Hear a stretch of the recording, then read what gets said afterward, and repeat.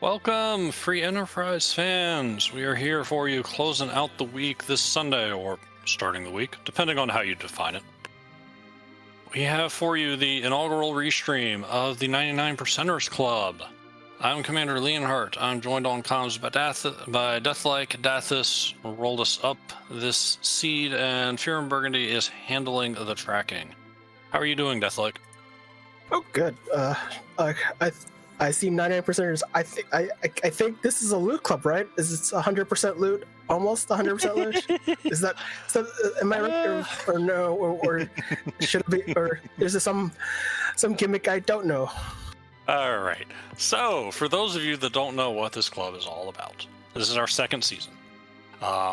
There is a YAML, which is similar to what other clubs use for mystery flags, that is used to roll the seed every week. However, participants in the event can change the YAML from week to week, and the people that don't finish as well get to have more say in how much the YAML changes.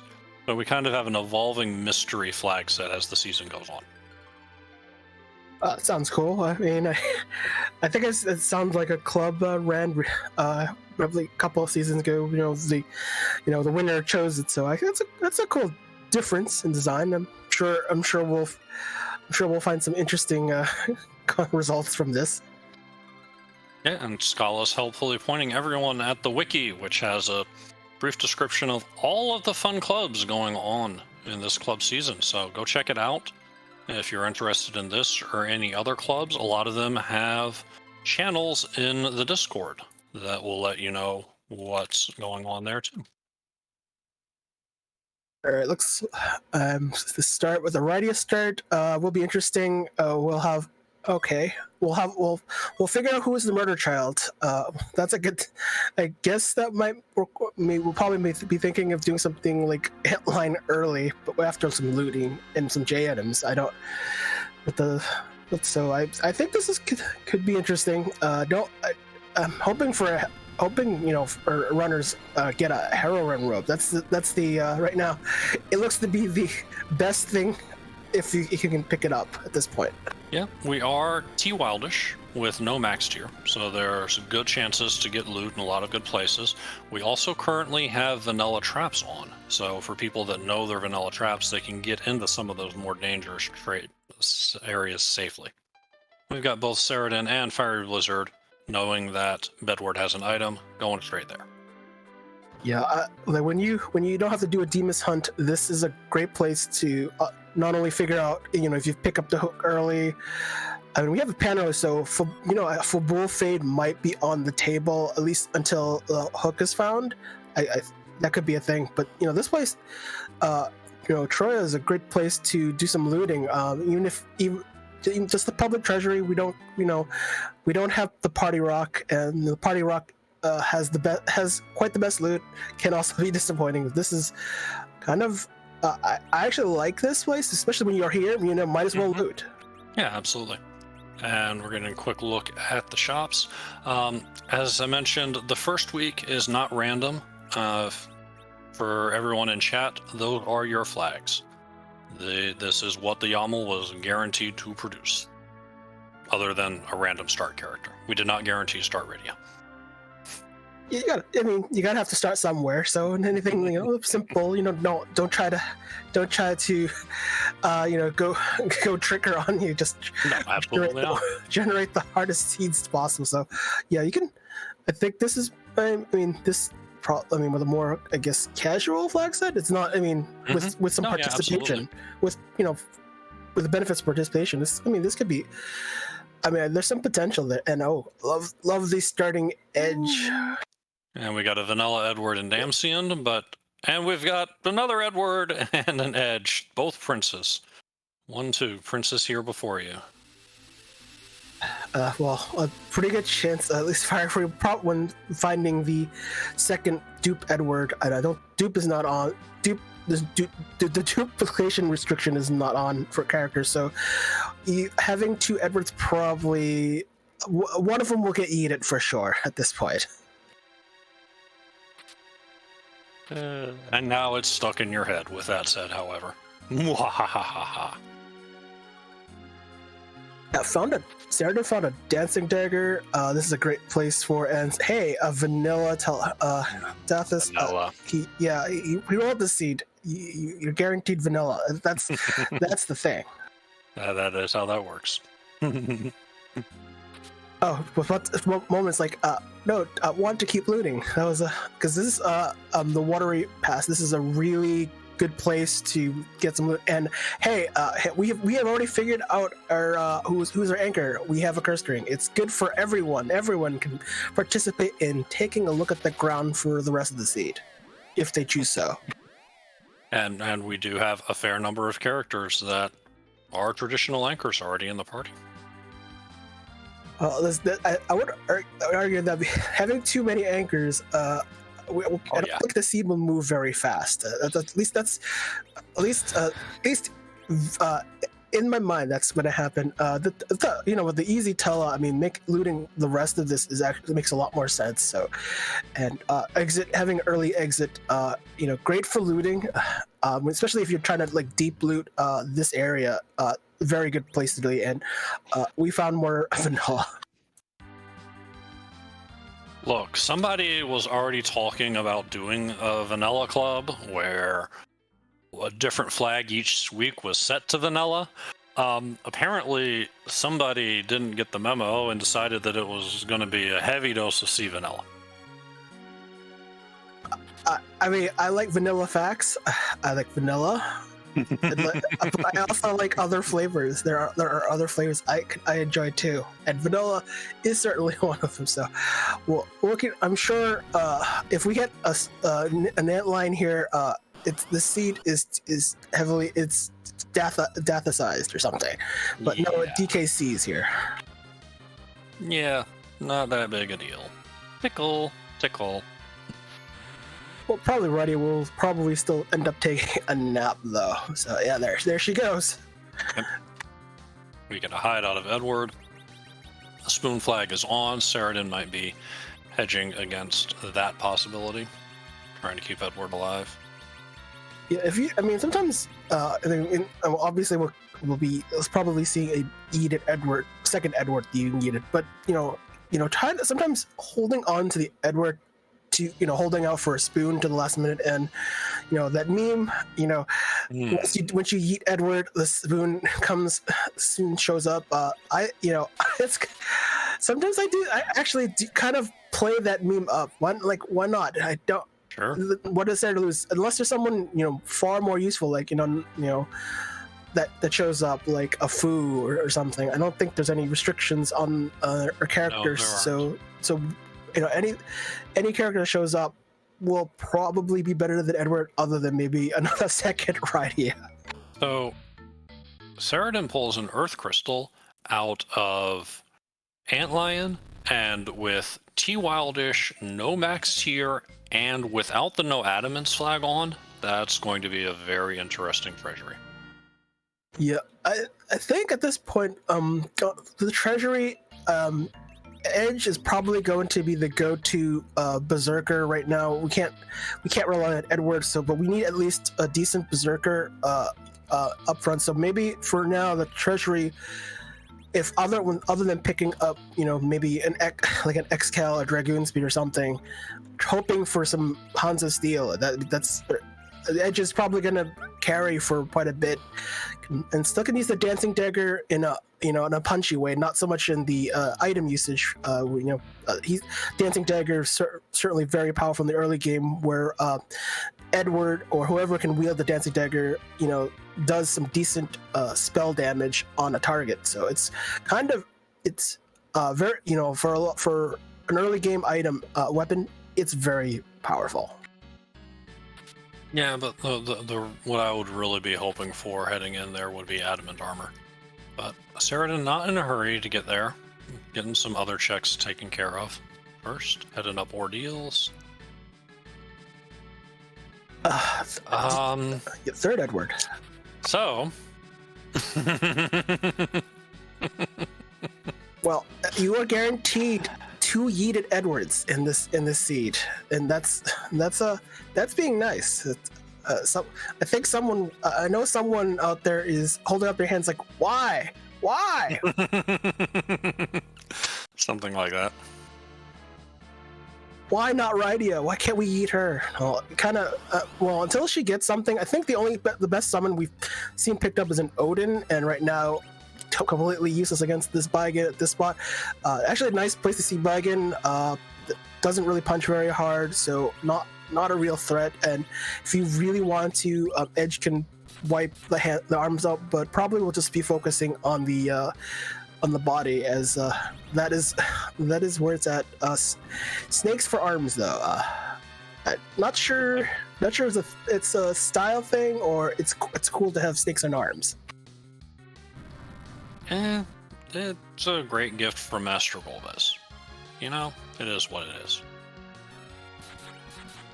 Well, there is no plane unless we can someday, fight battles on an airship, just out of the blue. But I don't think it's going to happen anytime soon. But it would be something. Then we would have snakes on airships. That'd be fun. Yes, we would. And we've got back attack leg. The thing I'm most interested about seeing that Baigon there is where I'm not seeing that Baigon. One of our 4 objectives is Cave Bahamut. Cave Bahamut has the highest physical attack power around, and getting a boss like Baigon in that spot can be really bad news. Yeah, so I think we know the rubies here. So at Mount Hobbs, that one is elements. On that glare, still super powerful and shows power. And this is the mop we need. Yeah, this is not the time to be fading Baron in. It's not a vanilla. Oh, hey, look. Don't worry, it's Witchburn. Also, Edge doesn't care. Yeah, there are some surprise bosses at this spot. Maybe, if there's a surprise ogre behind it, then this would be a little bit spicy. I don't know. It's our favorite squid. It's just an Octomam. This spot was already slow, and it's going to get even slower, if that's even possible. Slow does actually stack on Octomam, which is one of the cool things, but you would never get to see in vanilla. And Sarah did no problem taking on Ruby. Didn't really, it's fine. The XP here, while nice, probably not some kind of a critical need here. There'll be some grinding most likely with the kind of heavy mage-ish low HP party kind of. There will be a grind. And yeah, Octomam loses agility every time a tentacle falls off, which is after the first 3 hits and every 2 hits thereafter. But this spot was already slow to begin with. Saradin's finding a Luca key in outdoor deals. When you only have K-Main on and the spoon and passes a key item, I believe that leaves literally no room for misses. Speaking of that pass. Nice to have, but the foo is the real reward. True. Although I'm disappointed, the Antline did not make its daily, monthly, whatever. It's moon shrimp, so it's in a nice place. So we won't have to worry about it. It's nice. It's a nice boss, not to be somewhere in a punchier spot. Right. Yet another boss we're happy is not at K value. For 4 random quests, the rolling decided to go a bit on the tough side. We've got the Baron Basement Throne, the Odin spot, K value, conquering the Vanilla Ribbon Room, and dragging a Sand Ruby over back to Kaipo. I don't think, unless there's a second foo in the dead, I don't think there'll be that much value for the Sand Ruby, but that means a key item hunt, and that might be a bit of, a little luck, because Sand Ruby is not gonna gate anything, so it could be pretty much anywhere it wants to for the most part. So that makes that objective, kind of the last thing you want to get. But hopefully you just stumble onto it as quickly as possible, so you don't have to look for key items. And you're gonna look for key items anyways, like the hook or the magma key. I don't think we have any force hooks or magma key. So so we'll have kind of a lot more open world, and it's dictated by whatever shows up as the required underground access. Yeah, there are no force flags on this. It could be a hook seed or a magma seed. Though we've got a rat tail, so at least it's not horrible news with the hook. It's yet another key item. As you mentioned, we are on a key item hunt. We're going to need a darkness crystal, a sand ruby, and a baron key for our go mode. So it looks like Hey, it looks like treasury time. It's a good time to raid that treasury. It looks like Fiery is doing the Mount Ardias climb, which makes a lot of sense. And hoping, some good loot, except Ribbon, Avenger, Power Shirt, Dragoon Lance, Gold Apple, Crystal Ring, Stardust Rod. Okay, not bad. I mean, given the potential of T Wildish, could have been better, but you don't hate it, that's for sure. I mean, it's got some stat sticks for wizards. I mean, I can't. And if the the weapon, we have I saw a Dragoon Spear, I saw Avenger. If those characters show up, I mean, there will be pretty high value. I think as it is, I mean, you got some Power Shirt, Black Belt. Like, you do have enough equipment for Berserkers, so Edge will benefit. It'd be nice to have Edward partake with some spoon play. Saradin, no, with the vanilla trap chest, no, skip that. Oh, well, it's fine. And I like usually worth gambling. I mean, it's usually Flame Dog is a kind of gimme treasure early, and worth a little bit of time to gamble. It's probably not it's actually probably one of the easier chests, especially because it's just one monster. But I usually try to take that over unless over, say, Cave Eblin, Castle Eblin, because the tri-loot monsters, those can be pretty dangerous even with the early Edge.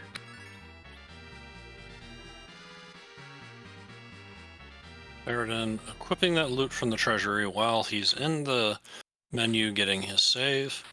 Good move there. Save a little bit of time. We have orbs hanging out at the Magister spot. So the plan is, and CPU isn't hard. It's always a slog. So you have to go offense. Have to kind of take care of the defender so that the CPU doesn't get healed. And with all those characters without weapons, more like weapons without the characters, you might as well yeet the items. So best use of that, especially with that early treasury, will definitely get some good early use. Yeah, and that is exactly what Saradin is doing. Tella taking care of that defender with a virus. Wants to hang on to some of those other items, and I can't blame him. That Avenger is beautiful, and a Mute Knife in Edge's hand can do a lot of work against the right bosses. Yeah, Mute Knife, very effective versus mages. So if we see Injera or Magus Sisters, and I think the guards, the Baron guards, those are mages. So it makes quick work of them. Don't have to think about them too much, unless they're at a high, really tanky spot, like first spot in the giant. So usually don't have to worry about those fights. Fiery Blizzard, meanwhile, taking a quick look in Mist Cave. Gotta power up that Fu one boss at a time. Dark Imps. Kind of have mixed feelings about not seeing these at Cave Bahamut. On the one hand, you could cheese them with a lot of methods. On the other hand, they'd be really punchy there before you got them locked down. Yeah, I mean you have the tools with a Fu or the Tella just to kind of cripple them. If you have an hourglass, ideally, if you can cripple them by getting a quick stone, or even just Toad, which is a lot more reliable. They any monster under Toad status will pretty much deal one damage. So they kind of get not a factor at that point. Hailed him in the waterfall is going to get Fu up to 1300 for Fiery Blizzard. Saradin's still slogging through this CPU. It was never going to be pretty, and I don't think Saradin's found a boomerang to get edge and back row glitched with. So just one punch at a time. Kind of surprised. Well, I guess this might route in better for Saradin, because not having checked the Baron Inn to find the Fu probably won't affect this battle that much at all. But in terms of routing though, because when you complete Zot, you become the Baron, so most likely will visit Baron Inn as a consequence.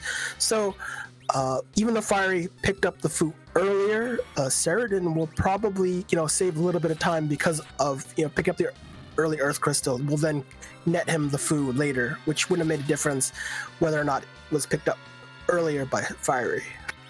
Yeah, ultimately, with any check like this that takes a long time, it comes down to, did it end up being required?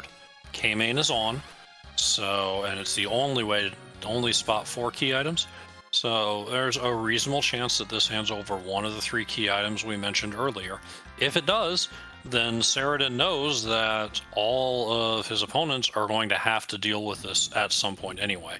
It feels bad if you don't get a reward from here in terms of the characters or the key items, but without knowing what's coming up, it's perfectly understandable going for it and trying to get some kind of value out of this. So, in checking some of the other flags, we do have. Hey! Oh boy! Look at that! I think maybe Tella might have a second job, but maybe we'll have most likely see 2 Fus. Like might eat the Porum. It's hard to tell, but definitely pick up. This is definitely a welcome to pick up. And now someone for that Avenger. Okay, I think we have value in Zot, even if this key item's a bust. I think we have value. We have arguably the best Avenger wielder around. You can literally just give Kain an Avenger and not worry about anything else, especially since that Dragoon Lance went the way of CPU. Yeah, but Saradin does not take Kain. Well, kind of committed to that. I mean, probably. Did he yeet the Avenger? Is that what happened? If he yeeted the Avenger, then that makes sense. That makes it more of a give him if you yeet both. And the CPU, especially that spot, the Zot 1 is pretty beefy for a single boss generally. For that, but for that, so when it comes to multiple kind of bosses at the spot, the ratio of HPs normally for the split. So I think like the CPU is like 20,000 HP normally, with the smaller orbs with 2,000. So it's like 10 to 1. Yep. So that spot has like almost like 10,000 HP. So it's like $9,000. Yeah. So you're looking at I think exactly 7,500 and 750, 750. Yes. So yeah. You understand throwing the kitchen sink at it, you gotta get through. And then you suddenly don't have anything for your Kain. You might find it later, and if you do, you can go pick them up. Or you might just deal with it. I mean, it's not the worst thing if you just kind of find some decent stuff later and pick them up for the slingshot. Slingshot being that if the character is 5 levels below the median, the middle level of all 5 characters, so you need all 5 characters, then you'll be that character will, whatever XP will be doubled for until you're not in that under 5 levels category. So basically when you pick up a character that you haven't used all seed, typically they'll be gaining levels pretty quickly and catch up, and a lot of some racers using those strats will, usually particularly for a Yang late game, the Yang needs Yang is the punch mage, and he needs a lot of levels to really get online without too many weapons. I mean, those type of characters, will make the most better. Hey, vanilla magma key. Well, about that. Somebody realized there was a bunch of vanilla and that this was obviously the way underground. Dathis. We're up to 4 now? We can't have enough vanilla, so we actually have a way to go to the underground. I mean, Yes, we do. this is we're not sarcastic. We're serious, and that was So, the Fatal was the Witchburn, and it was cast on Aurum. Somebody get a hold of Possum. Oh, hey there! Hi, Possum! someone enjoyed this. I can't. No surprises. Wyvern is actually a possum. Who knew? Wyvern.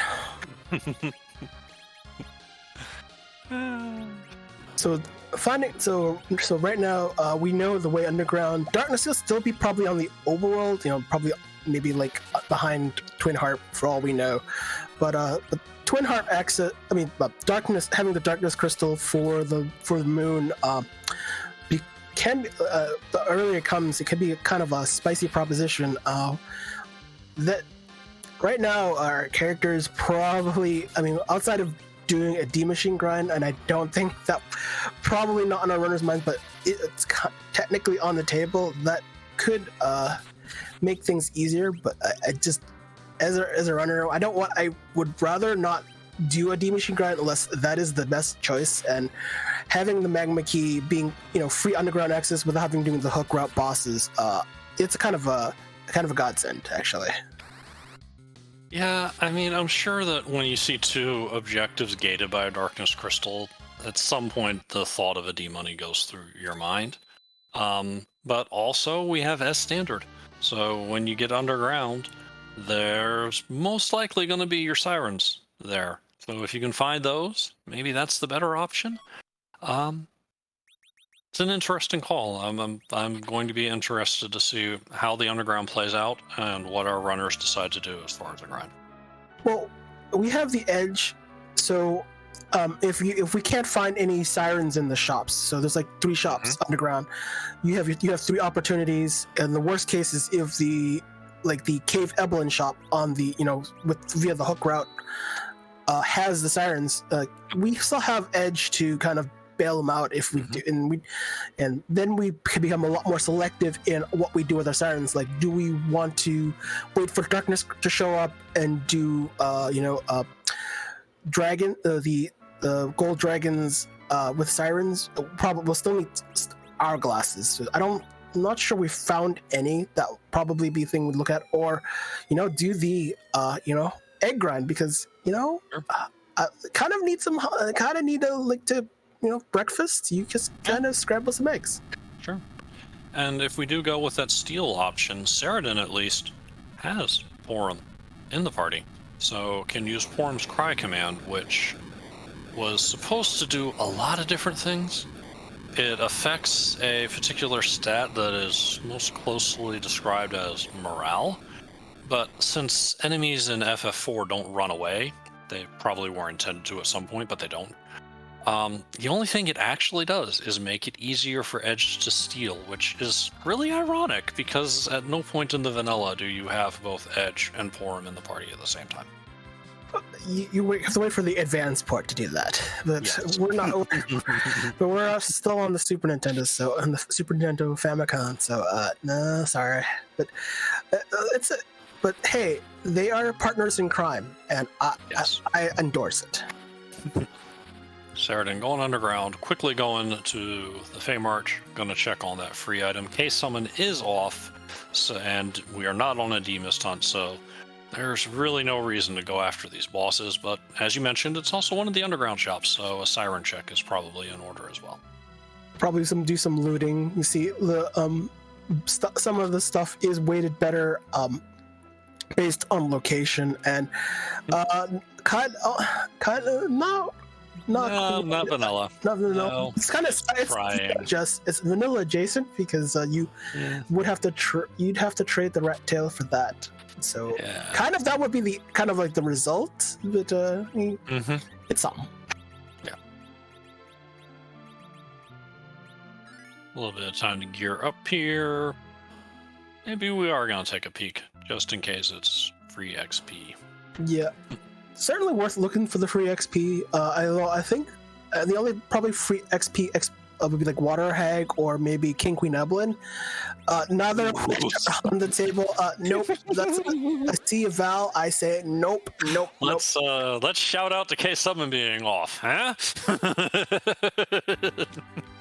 Yeah. You'll ever have to look at that Fey March again. Val and her mystery partner in our canon Fey March couple can just stay there and be happy in their own little world. Though it's less of a mystery, we've seen Pale Dim, we've seen Wyvern, so that's either Nope Noodle or the D-Lunars or Plague. Yeah, that's as far as our mystery partner. Probably not that interested. Well, I mean, maybe if you want to spring a Dragoon Spear, I mean, there's a tendency, for some items that have already appeared in the sea to show up again. So like duplicate items. So that's can and will happen again, but probably not worth the effort. And Artemis Arrow's not what you're looking for. But hey, if you're doing any a lot of the like XP grinds honestly involve a dragon, so picking up a set of Artemis Arrows is not the worst thing. I think Saradin looking to turn in the pan, hoping for the two key items from Sheila. Both are K main checks. The Scythe check is actually a summon check. So since we don't have that on, we were definitely not guaranteed any key items from the Scythes. Yeah, Saradin knew he was not getting a key item, just strictly setting these two main checks up, and if it happened to be something decent, we'll take it as a bonus. But time to defend Fabul, see what sort of. Yeah, the early Fabul, Fabul fade. That's see when you have the pan early, it fading Fabul is the thing, and hey, we found Demus that we don't really need, but might as well. It's okay. You showed up to the party. It's cool. For needing 3 key items and how many checks have been done and only K main being on, not a one of them has turned up. Not a single one.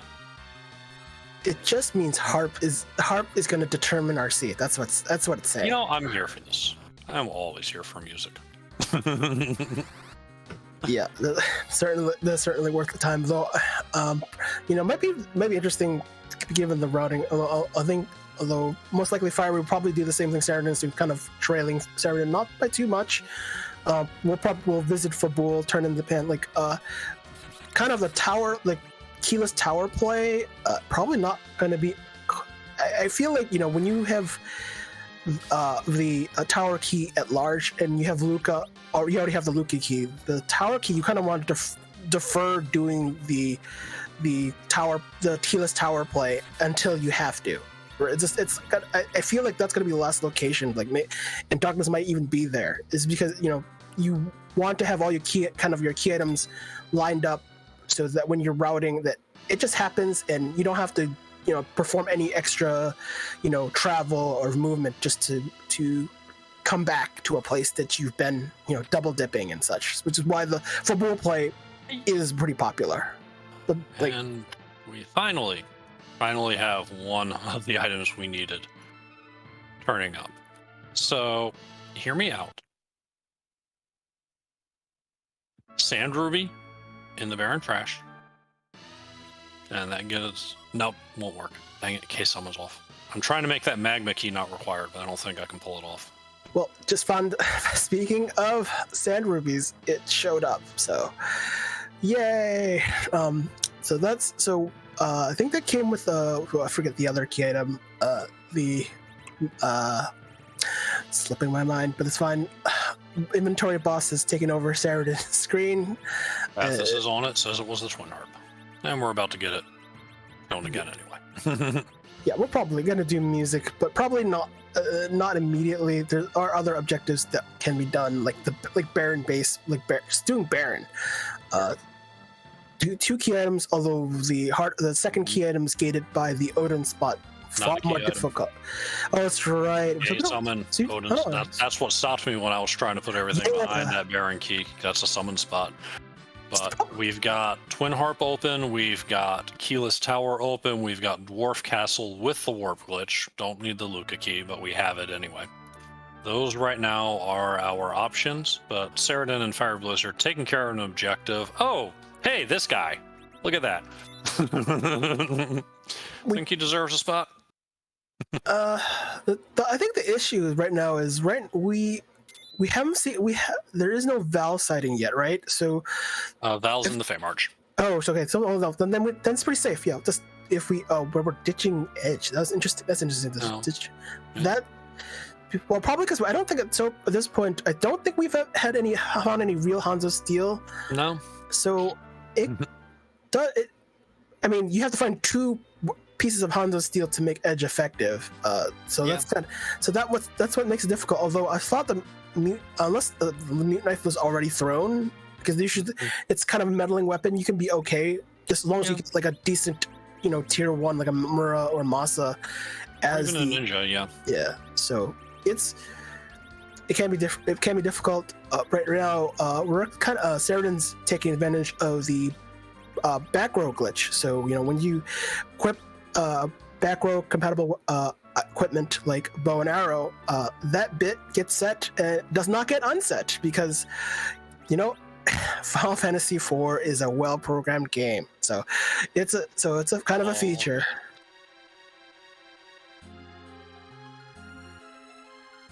Saradin chasing objectives, as one does. Knows that now, just a darkness from go mode, you made a lot of checks that haven't hit. You kind of got to be thinking, where am I going to go for this? And, chasing down the objective makes sense. And, Saradin's routing order makes a lot of sense too. That magma's the way underground, so he knows that all that time that was spent on the CPU is going to have to be spent by every other runner in the race. So, probably feels okay at the moment.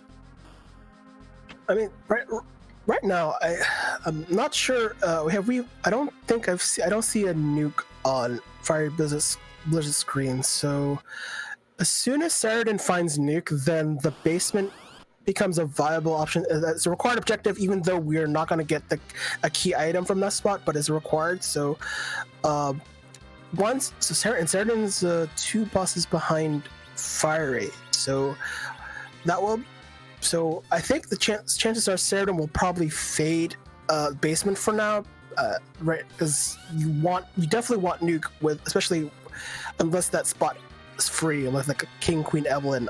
This is probably want to have nuke available for tough boss spots, and that is a tough boss spot if competent, a stronger boss, punchier boss is on that right there. So, but right now, at least trying to hope for trying to draw the darkness from the Baron pot is probably on Saradin's mind versus Twin Harp, which would be right now out of the way. Yeah, it makes a lot more sense that way. I mean, I think you do give it a look just to see what it is, just for the information, even if you can't take it on just yet. And then you can plan accordingly, and like you say, it might turn out to be something very free and manageable. So did you see what Fiery Blizzard got out of that trap chest? It's a Moonveil. Looking for something for Cecil or Edge at this point. Like, there's not many decent weapons on the table, and hey, we see second Black Mage stat stick on the table. Yeah, but Moonveil with Cecil in the back row can make one fight not just free for him, but for the whole party, and so it's not the worst find out there. Ha! You thought it was Odin, but it was me, Odin! Surprise! Little French Chanella as he's wandering up from the basement. So it's interesting. I just take a look at Fiery's party. Very interesting. So that party, while having kind of 1.5 mages, Tella being a utility mage, although probably will be utilized as anchor for the most part, and emergency healer. Oh well, Fawnbur done. See, look at that. you don't need to do this second and third one, but I guess we'll do it. We'll do it anyway. We're here. It's true. It could be an adamant armor. That would be the cherry on top. It really would, wouldn't it? Have you considered a second ninja that you don't have Hanzo for? Have you considered the No, you have not. Well, that's not adamant armor. Still worth it. Still worth it. Although I think both of them have looted the. No, Friday hasn't done the looting at for Earth's Crystal, the treasury. So that power shirt probably well worth it. But once Saradin got a Dragoon Lance and a Avenger from somewhere. Or fiery, rather. But we have two different parties. One, a heavy mage. The other one, found it. Let's go mode. Yeah, Look out. So probably have to figure out what the grind is. We'll start at least raise the whale to get that 30 seconds, 1 minute to think what to do to kind of quickly get the grind going.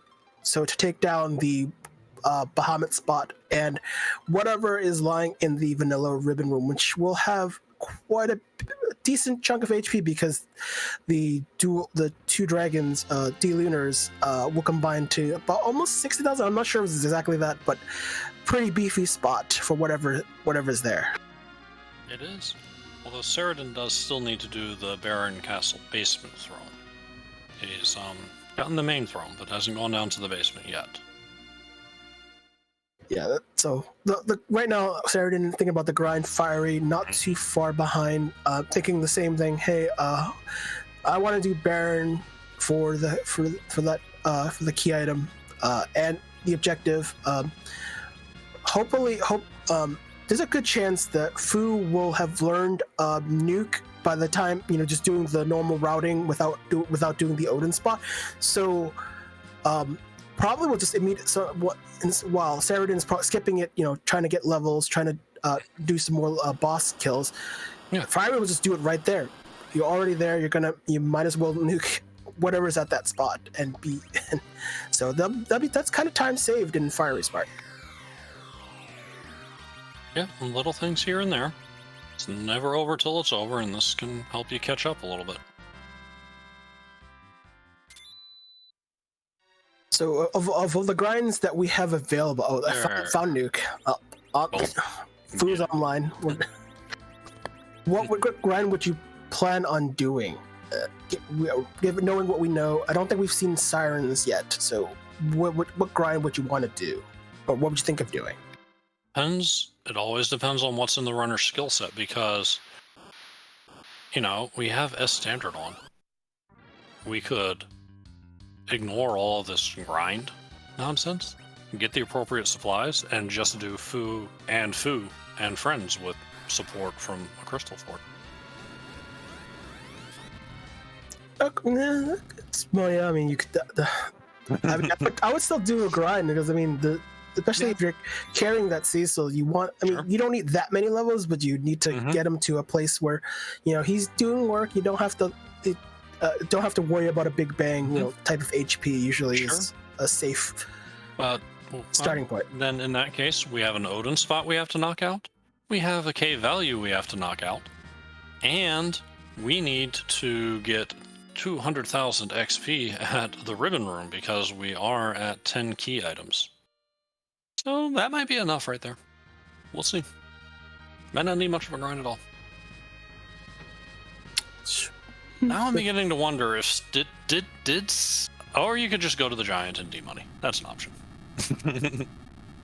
I mean, Might as well. Although, I mean, Saradin's case, I mean that team is mage heavy, so levels on mages tend to be more important because of the spell variety they have not on their, and usually you have to get to the special levels for them to learn white or nuke. For I think Porum is the only major one, so she needs to reach level 52 for white. If there was a Rosa, it would be level 48. So that's kind of the why one of the reasons when you're managing a lot of mages, the specific levels to reach. So I think Saradin with the Porum probably seeing this as a kind of a requirement. Cecil will take whatever XP to be fine, but Porum to contribute into the all mage party for Z reflex strats. I think that's what Saradin's looking at. Yep, makes all kinds of sense. One nuke, crumble and Odin. La di da da. Run away, save the frames. Yeah, well, you can always use this. You can always use this start and just to pause the game to turn off the sound. So it is kind of nice.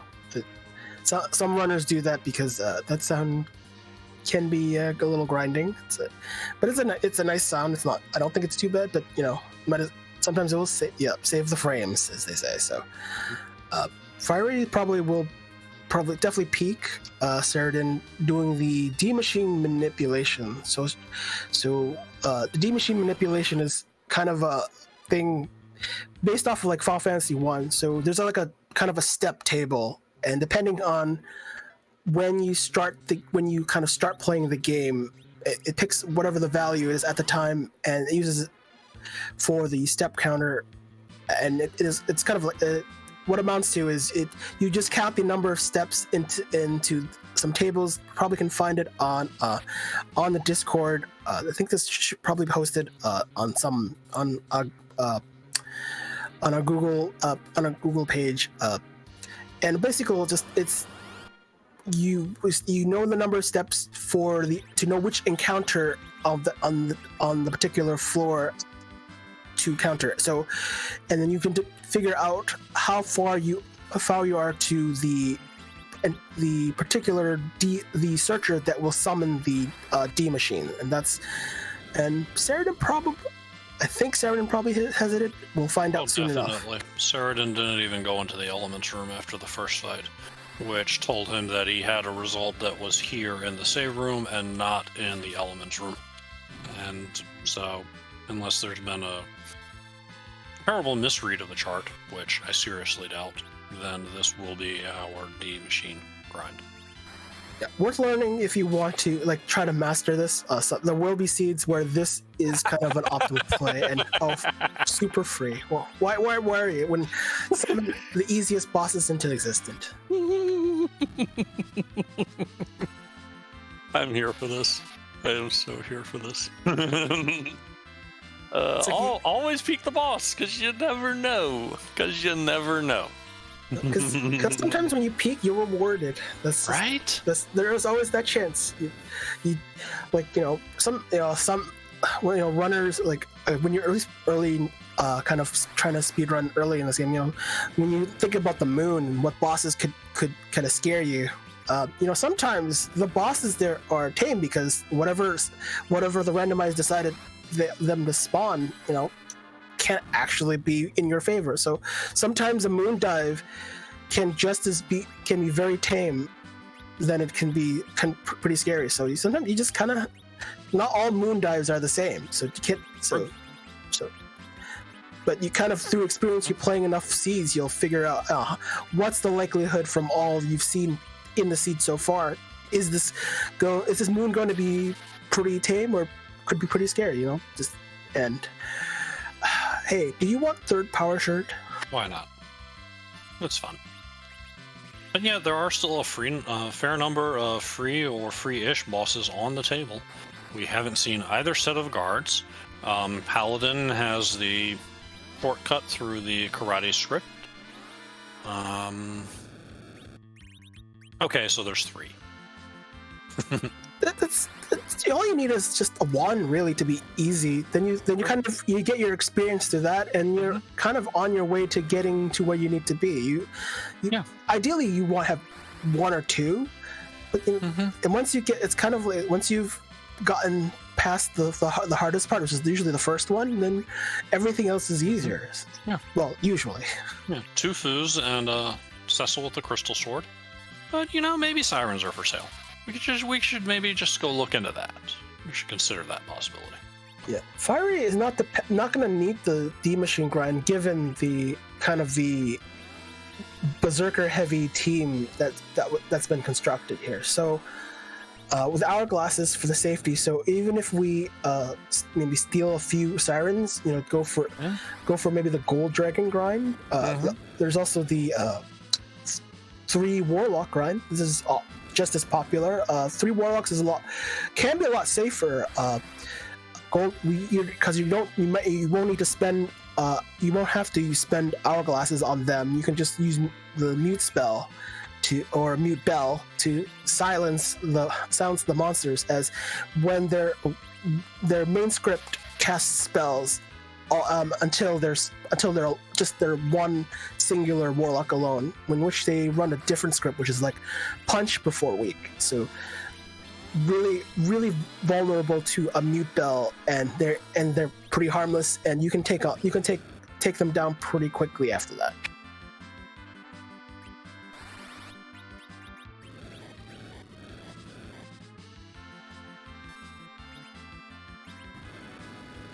Well, we have a moment during this Big Whale launching and D-Machine grind.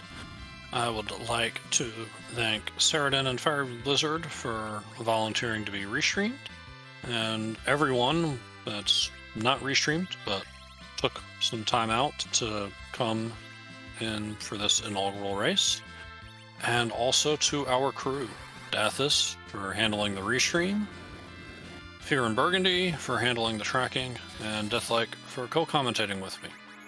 Thank you all. It wouldn't be a show without all of you. And thank you all for coming to watch as well. Speaking of people coming to watch, we have Flossy Fern coming in with a raid. Welcome on in, everybody. We're in go mode. It's to do these 4 objectives and beat Zeromus, and we have all the items we need. It's just a matter of getting the levels and getting the job done. Saradin's in the middle of a D-Money grind, actually just finishing up. Fiery Blizzard skipped that part, found King Queen Eblin in the Barren Basement, and is going up to the moon to try and get the job done.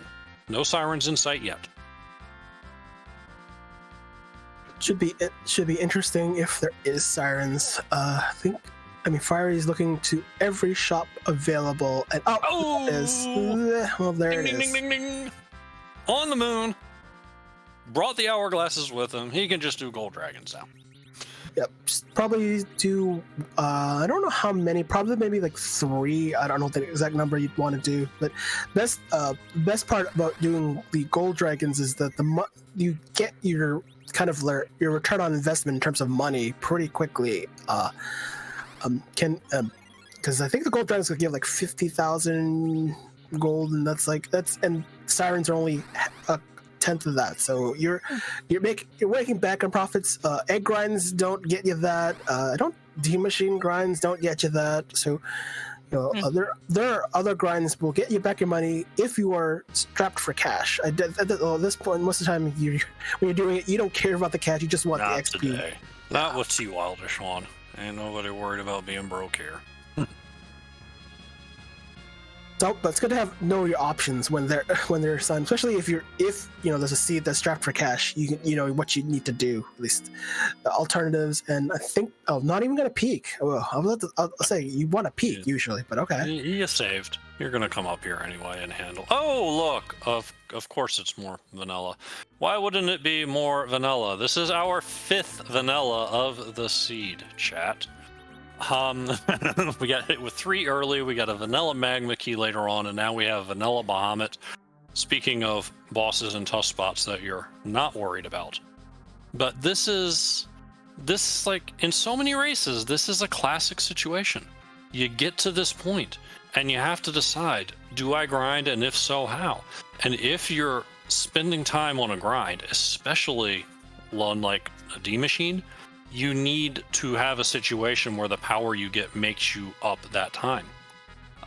Easy bosses that are just lining up for Fiery Blizzard and handing over the XP on a platter are not good news for Ceradan. That being said, we still have a ribbon room to look at, and this is far from over. Yeah, I think right now, I mean, the bosses are pretty tame, and Ceradan will kind of find out.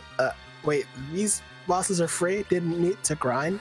I mean, although although in Ceradan's case, having mages, not kind of tossed them away for a lot more of the berserkers that were found in the sea. Keeping the edge, maybe taking the cane that was in Zot. Those options were there on the table. So sometimes ditching them is worth it. Sometimes it comes back to bite you. And although I think that nuke on the queen, I think it was a misclick. So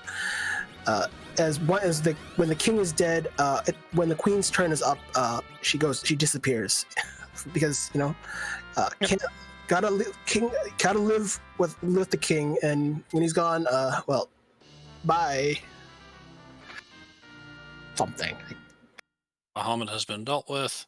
This is one of the places that you can siren up King Ryu's, and if you're in here, it's a popular choice. You can also either go to the floor on the LST that contains the Murasame altar, whether you're in the middle of that floor or at the altar, or you can go to the floor where the two staircases are that divide your path between going onward to the Crystal Sword altar or heading further down to the Ribbon Room altar. You want your King Ryu's with sirens? That's where you go. The GPs was a little bit less, but still definitely worth a lot. Especially with the life glitch being on. So getting basically a free kill, life glitch. To put it succinctly, the life potions only care about the vitality stat. Monsters do not have a vitality stat, so therefore the value is 0. And life potions heal HP times vitality times 5, and 0, whatever it is, times whatever is always 0. So yeah, and the game registers as a second kill on the monster, and that is which is why it's the nicest glitch ever.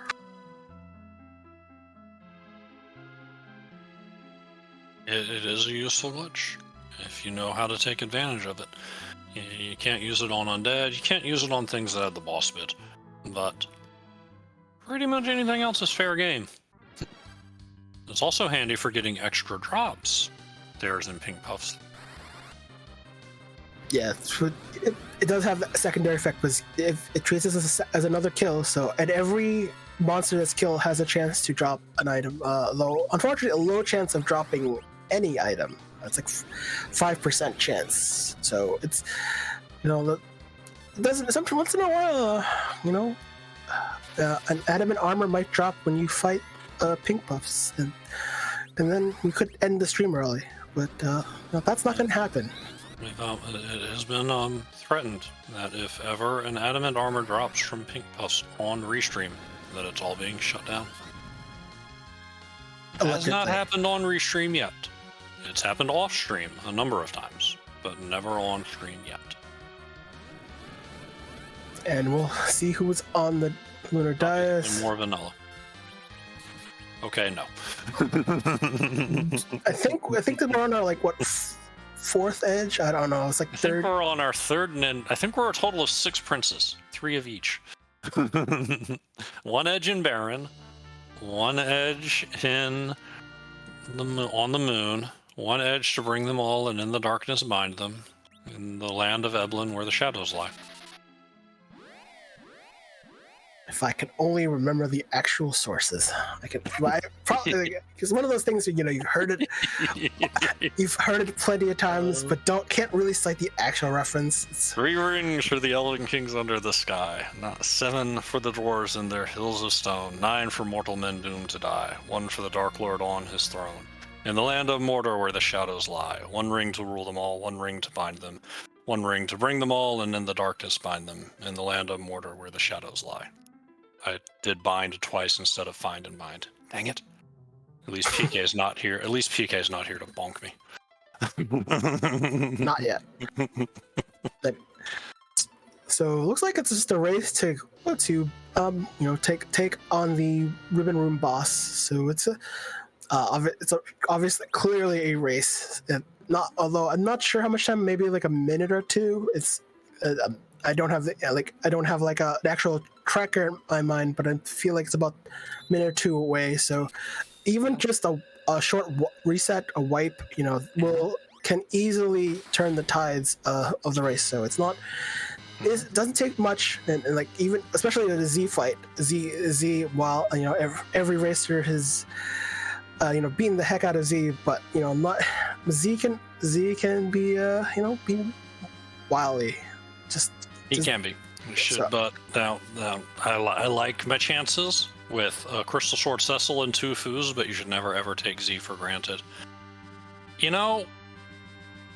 This is probably the most challenging of the 3 bosses in the objective spots, and yes, that's a deliberate commentary.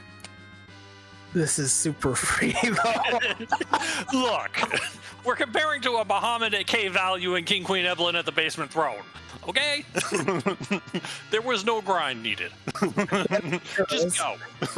Yeah, you only needed to grind for Z. The bosses were not a problem here, as it turns out. those are just C's where things line up and you didn't even need to grind. So you can't just. You should set the expectation. It could be the hardest boss ever. Absolutely. But the worst thing in the world to come up here all casual, taking a gamble, and suddenly it turns out to be, oh geez. We saw most of the physical punchy bosses though. We saw Odin, we saw Antlion, we saw Baigon. Kainazo, that's who we didn't see. Kainazo up here in either of these moon spots would be absolute rudeness. It's okay if our runners don't see a turtle. It's okay. It's true. I mean, the worst case could be turtle literally be in giant 1, and we don't be panicking. That's those are the dream seeds that I would love to talk about. But those, we're not giants are required, so no worries to anyone involved. Not today. Maybe check us out in 2 weeks, or check out the asyncs between now and then. See what happens to the flag sets. For those of you coming in late, 99%ers is a club where a mystery YAML determines the flags each week, and the participants in the races have the ability to change the YAML from week to week. Kind of like the old Legacy Club, but with significantly less rudeness.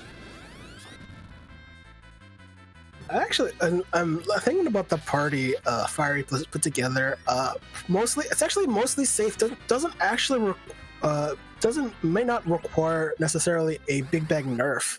I think outside of the foos, you've got a lot of offense. But it's about this time, where some flags are supposed to show up to remind me that it's time to sleep or something. But I don't know. Yeah, Scala last season got a little rude. I admit this. I took feedback from people and figured out ways to make it less rude. Got a lot of help from a lot of people in implementing it. Definitely going to be less rude this season. And, feel free to play this clip back at me when the runners prove me wrong. Somebody clip this.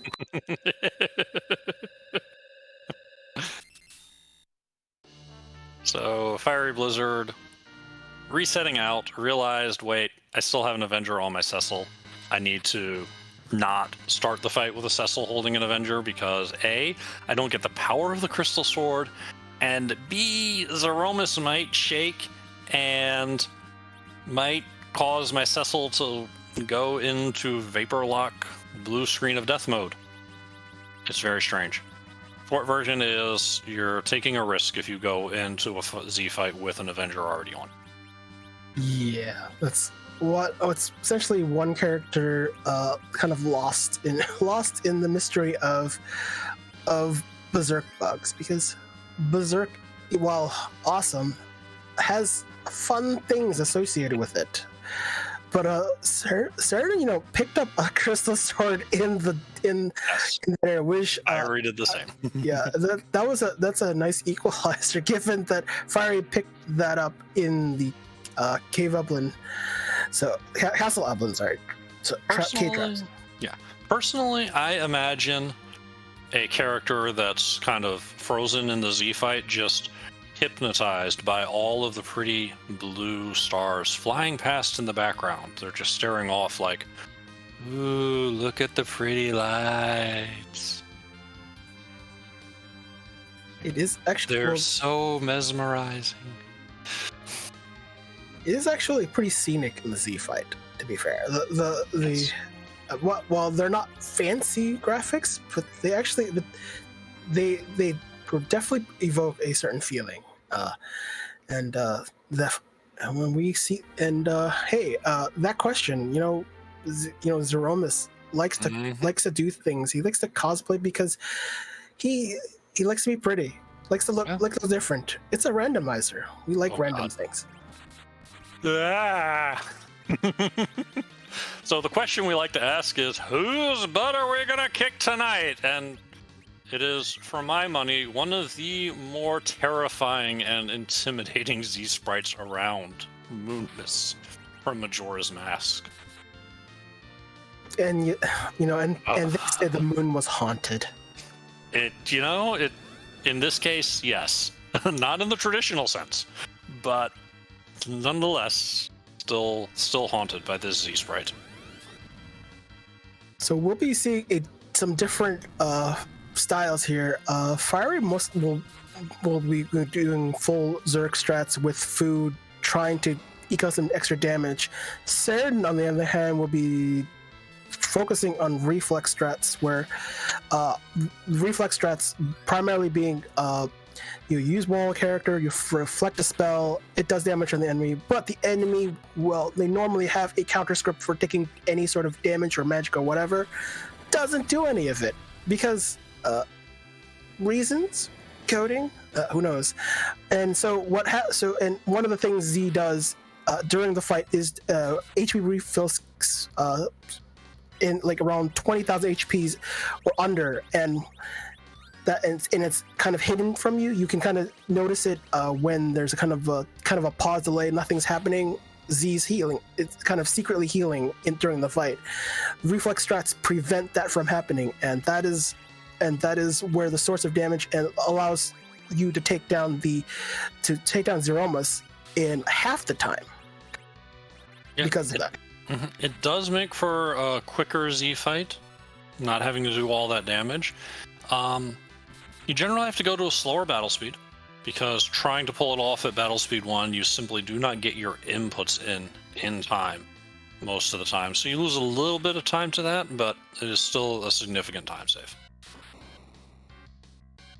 Looks like the Seren's Radio will take survived. I thought it was a quick nap, but no, survived. High level Rydia showing off that when you have wisdom and will, you can shrug off a lot in the way of spells. Takes the counter nuke, takes the nerf to Big Bang, still ticking.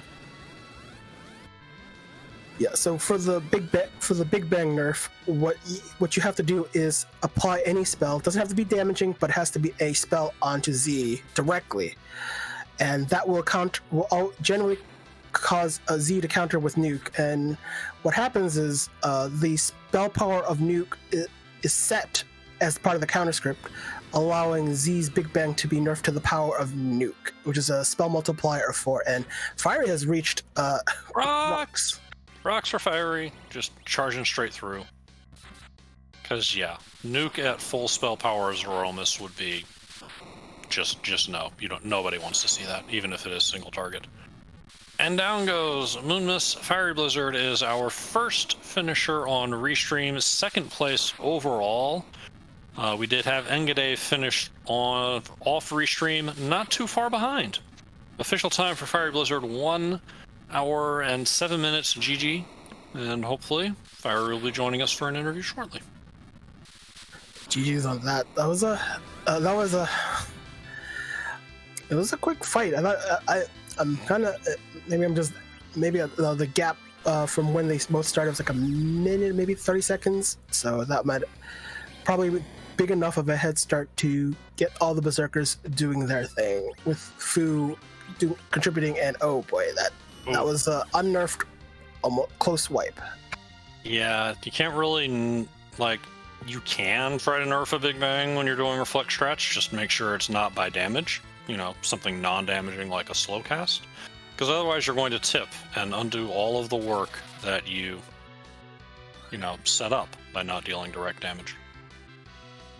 Yeah, oftentimes reflex strats, versions of reflex strats use like item magic, like a cross, or just like items that don't kind of do a healing animation but don't do a damage, and that's a pretty popular thing. Just don't use actual heal. You'll undo your soul weapon. But we have good recovery by Saradin, and if we can at least get... Alright, got a life potion ready. Cecil's going to survive this. Oh, that was a 9 roll. That broke the 2400 barrier. Also, we are joined by Fiery Blizzard.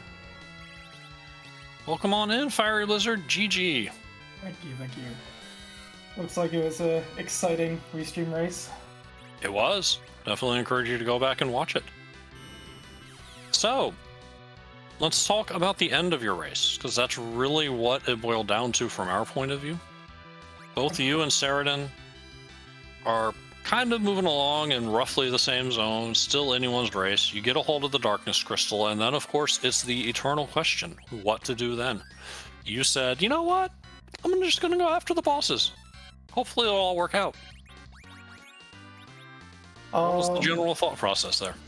No, I mean, I went down after I got that Darkness Crystal. I was like, okay, let me see if there are sirens for sale.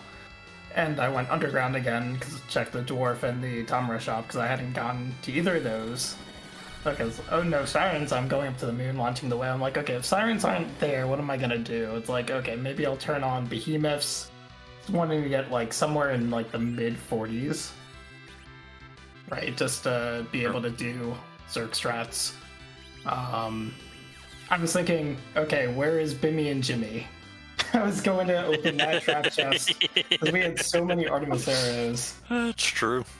So I was like, I could do that if I needed some levels. I could do pink puffs, although not really if I don't. I guess you start with like 2 sirens or something. I don't know. Maybe not. But yeah, I was actually gonna go, if there weren't sirens on the moon, I probably would have actually just hunted down Bimmy and Jimmy because we know where they are. Right. Because it's vanilla traps. Yeah. I was just trying to figure out where my adamant armors were. The entire time. I mean, we know there was one at the Pink Tail, but I got no other promises for you there. Yeah. Kind of spoiled by some of these other racings where they've hit all the time, I think. I can imagine that Bimmy and Jimmy had an adamant armor. Yeah, in our head they did. I'm here Probably. for it. Of course, Evelyn again has a crystal sword. Doesn't it always? And of course, there was one waiting in the ribbon room. That was terrific. And yet another power shirt. Did you have enough power shirts? Did you feel wanting there? No, didn't have enough. Although I see for the credits, the pink tail is behind the rat tail. That's always fun. Oh, that is indeed classic. We'll just have to see where the hook was. Yep. I'm guessing dwarf. I mean, that Yeah, makes we'll see. sense, right? It'll come along. Yeah. There was I think they had that moment where you were going to the fight and it's like, oh wait, Cecil still had the Avenger. Yeah. I was like thinking about it, I'm like, I never unequipped that Avenger from the Leviathan's fight. I should probably do that. Probably Yeah. a good idea. Yeah. I mean, I'm glad I didn't. I'm glad I tried to stop myself at the last second and I just walked onto the tile. I was like, oh, well, I should probably reset. But no, I mean, I'm looking forward to the later races in this club for sure when the YAML gets a little bit more mixed up. But there's always like a nice starter with K-Main, Vanilla Traps, and actually, Vanilla Traps are great. Let's not change that. You know, you can put in, with season 2, you can put in both negatives and positives. So if you want to start throwing in negative preemptive points into vanilla traps off to stop people that might be inclined to mess with it, then I you learned have my that power. lesson. I learned my lesson last season that in A order lot for of tough quests to hit on, I have to turn off random quests first, which is There were normal. There were a lot of lessons learned last season, not just by the runners, but by me as a club captain on exactly how rude things can get and where I have to be careful. Did either of us check harp? No, nobody checked harp. We don't know what the music is. And I see that the scene has changed, so I guess I should go to harp now. You can tell us, but yeah, it's not going to be on the screen. Sad. But It no, will be this in the was. story. I'll watch this one back. This was nice. I was really hoping for a spoon to show up eventually. That's why I kept that Edward for so long. Mm-hmm. And then I was like, okay, I guess the spoon isn't showing up. So, Yeah. oh well.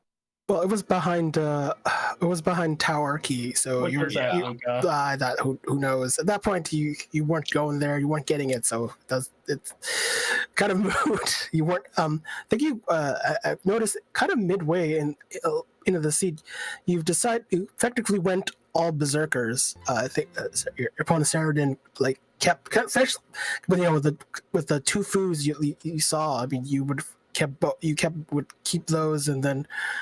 And with the starting Rydia, so when did you think of when you were switching? When you were switching, was it just because of the how things played out, or what was the thinking behind switching kind of your party from was kind of full mage into mostly berserkers? I don't think in this fly set I was ever going to go full mage, especially without a Palom showing up anywhere early.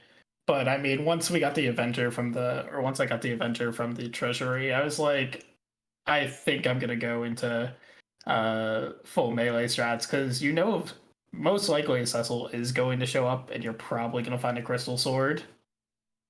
And so I knew I had a Dragoon Lance as well.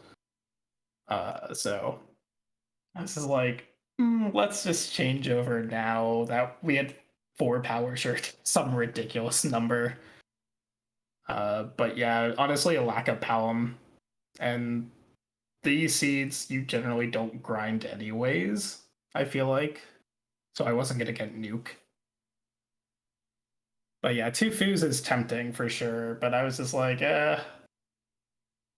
take the Kane just in case Val shows up somewhere terrible. And then by that point I was like, okay, let's just go melee. Yeah, Val was in Fey March, King spot. So, and since K Summon wasn't on, totally didn't have to care. So yeah, that worked out for you.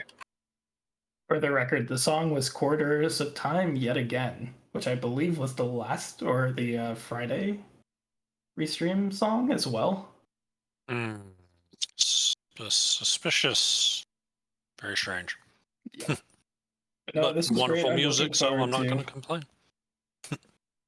But yeah, I mean, I very much enjoyed this club, and I look forward to the future weeks.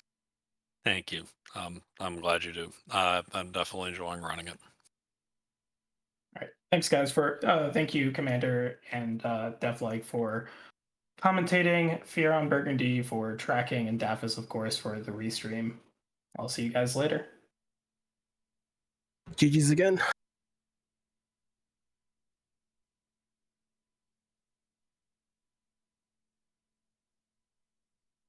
And that was our first place finisher on the restream, Fiery Blizzard. Go give both him and Saradin a follow. They put on a good show. You can go watch them, and you'll see more good stuff. And we are now joined by Saradin. GG's. Thanks. It's an interesting one. So, you look at the objectives. You've got to be thinking. At least we were here in the booth. Random 4 quests. That this could go anywhere. These quests could be anything from the vanilla Masamune altar to defeat the boss of Mist Cave. And I thought that of the possibilities, that the quests at least were going to take some work and could have some potential rudeness. It felt like, in terms of the key items, yes, rudeness. For only K-Main, it took a long time to find those key items, it felt. But as for the actual objectives themselves, not so much. What are your thoughts on that? Yeah, it definitely took a while. We only needed 3 things overall. It was Bearing Key, Darkness Crystal, and Sand Ruby. So could have taken a while to get them, and it did a little bit, but actually doing the fights themselves was not bad. I think in the middle of the run, you headed up to Tower of Zot early. You did you picked up stuff from the treasury, a lot of berserker weapons, and your team of not berserkers. What were you thinking by the time you reached the top of tower? You saw the CPU, threw everything, probably including the kitchen sink at CPU, just to get on by, only to find, say, I think it was a cane and an edge at the top of tower. I was like, cane and edge or cane and foo? I can't remember. It was definitely up there. Yeah, Cane and foo. Yeah. CPU being there was kind of irritating. It's probably the worst thing I could have found. So yeah, that fight probably took me a bit longer, depending on if other people went to Baron Inn earlier with that other foo there. So yeah, that was a little awkward. Did have to basically yeet everything at the main orb, otherwise that fight was going to take even longer. So pretty much planned at that point. I've already got casters. We're going to go reflect. Yeah, I think seeing all those casters, yeah, when you definitely did the D-Machine grind, and that was pretty, I think, kind of like routine. Did you think of trying to, say, peek some of the other bosses before doing the grind? Because I think from the boss spots that were required, you wouldn't have had to really worry about them. Maybe say Bahamut if you didn't have wall, or some enough damage for Leviathan at the ribbon spot. Mm-hmm. I basically didn't want to come back down to Earth. I just wanted to go up to the moon and be done from there, even though I did have the pass. So it was basically clear out everything that I needed to do on the blue planet and then head up and go from there to Zeramus was the plan. It does make a lot of sense when ribbon is an objective. Just walk it right down from there. Yeah.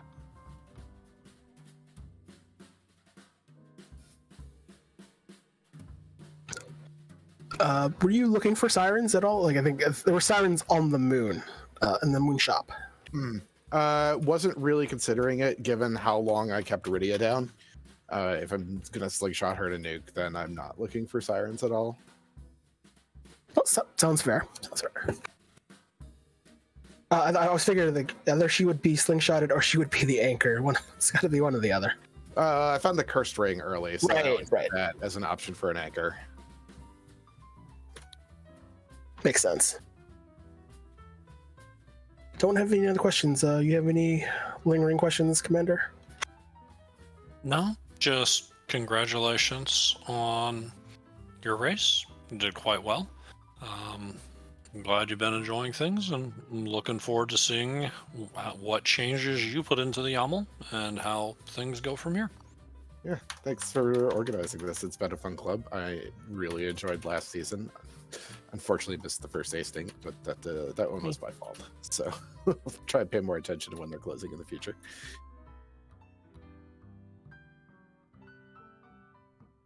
Well, I'm glad to have you here with us. Definitely. GG's. Thanks. GG's again, Saradin. Thanks. Have a good night, folks. And that was Saradin, who also put on a heck of a show, showed off a lot of knowledge, give both our runners a follow, as well as the various members of the crew. Doing a good job tonight. Again, this is 99 Percenters. There's an async every week, and it opens up on Tuesdays, and there's a live race every week, although it'll only be restreamed every other week. If you liked what you saw here, and you would like to run along, and you would like to have your own say in how the YAMLs change week to week, then come on in. Go find the Discord if you're not there already. Join the asyncs, ask questions. We're all here. And there are so many other clubs that are being run that are a lot of fun. I don't have time to talk about them all, but they're on the wiki and they're on the Discord. Take a look around. There's so much fun to be had. Certainly. Then that was a lot of fun calling this. With Death is on the restream. I can't remember.